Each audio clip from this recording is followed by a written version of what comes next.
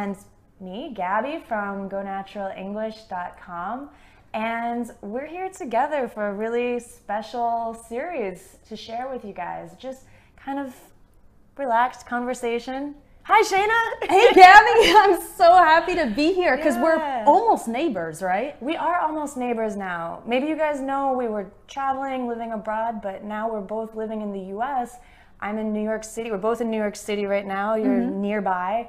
And yeah, we wanted to take advantage of this to get together. For sure. Yeah. We're going to do like a mini series of 4 videos where we're just going to talk with each other and you guys can listen and learn from our conversation. And I think this is important because a lot of English learners have trouble following native speakers' conversations. Yeah, and this is really the first time that we've done something like this just conversationally, but we think it's going to help you to just be like a fly on the wall, as you said, listening to our conversations, and we'll help you out to understand and be able to improve your conversational skills, your listening skills. Right, because you can see how we interact with each other, maybe some of the phrases we use, also how to keep a conversation going, right? Avoid those awkward pauses that sometimes happen if you don't know what to say. Yeah.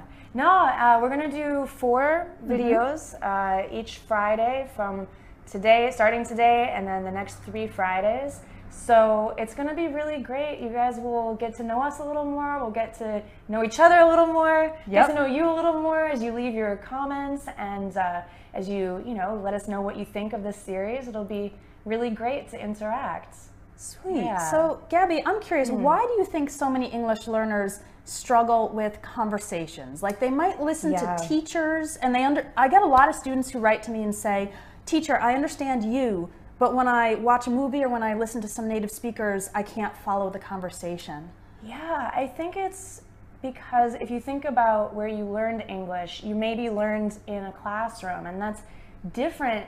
Usually your teacher is alone, right? Or usually we teach alone with Espresso English and Go Natural English. It's really special to be able to listen to a conversation between native speakers and get more input. Teachers call it input. I'm not sure what else to call it, but listening to a lot of conversations. So it's difficult when you haven't practiced. So we need more practice. What do you think? I totally agree. I think that if you're not living in a native speaking country, or even if you are, but you just don't have a lot of opportunities to interact with native speakers or socialize, it's just, like anything, practice makes perfect, right? Yeah. And the more you listen and the more you practice, it will be difficult, but I think it's really satisfying when you reach a point in your English that you can listen to 2 native speakers and say, "I got everything," and I can participate, which is even more important, really right? Exciting. Yeah, it's a good confidence builder. So, Shayna, I know you've learned another language, and we've both been language learners.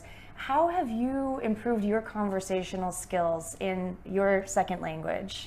Right. So my second language is Portuguese because I lived in Brazil for many years. And I studied a lot on my own, using websites, using textbooks.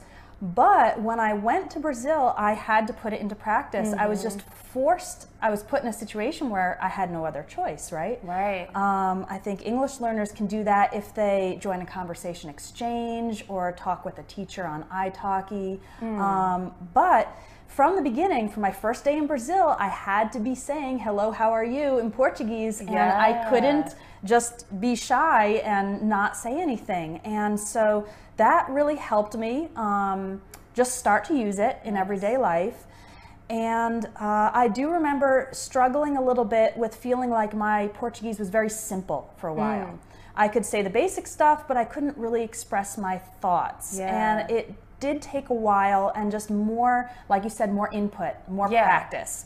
Sometimes I would say things that maybe weren't natural, and whoever I was talking to would sometimes repeat it back to me in a way that a native speaker would say it. Oh, that's helpful. Or say, "Oh, did you mean this?" And so that's why that interaction is super valuable. Yeah, but just being able to listen to native speakers helps a lot. I also learned some Portuguese, and yeah, it helps so much when you can listen to natives, whether you're in the country or not. It makes such a huge difference. But I study on my own. You know, you can look at different websites for learning language, but there's nothing like listening to a native conversation. So I feel like we could talk about this for a long time, yes, but I think it's time to wrap up this particular video. But we'll see you guys next Friday with another conversation. Yeah, leave your comments if you have any questions for us, and we'll see you guys next week. Yeah, and oh, just before we go, you can find Shane